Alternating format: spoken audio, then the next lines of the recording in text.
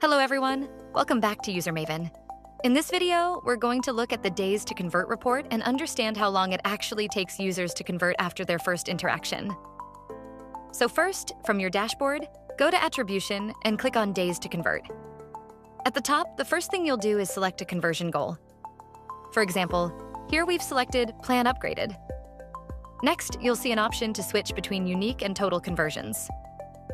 Unique conversions count each user once. Total conversions include repeat conversions from the same user. Right next to that, you'll see the Look Back window. This controls how far back Usermaven looks to find a user's first interaction before they convert. In this example, we're using the last 60 days. Then we have the conversion period. Only conversions that happened inside this selected date range are counted.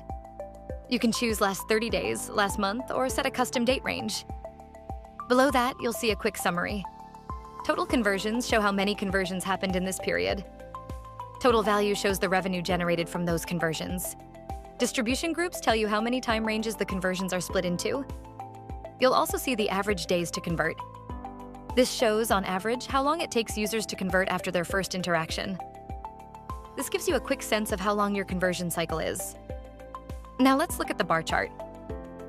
This chart shows how conversions are distributed across different time ranges. For example, you can see how many users converted within 0 to 4 days, 5 to 9 days, 10 to 14 days, and so on. This helps you spot patterns, like whether most users convert quickly or take longer to decide. On the chart, you can switch between absolute and percentage views.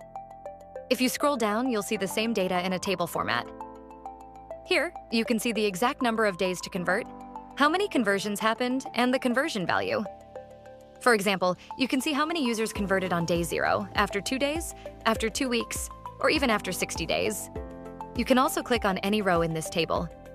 This lets you drill down and see the users who converted within that specific time frame. From here, you can also create reports directly. Just click Schedule Report, set all the parameters, choose how often you want it, daily, weekly, or monthly, and send it to email or Slack. And if you want more control over how traffic is grouped, you can use custom channel mapping. This helps you define and organize your channels exactly the way your team tracks conversions.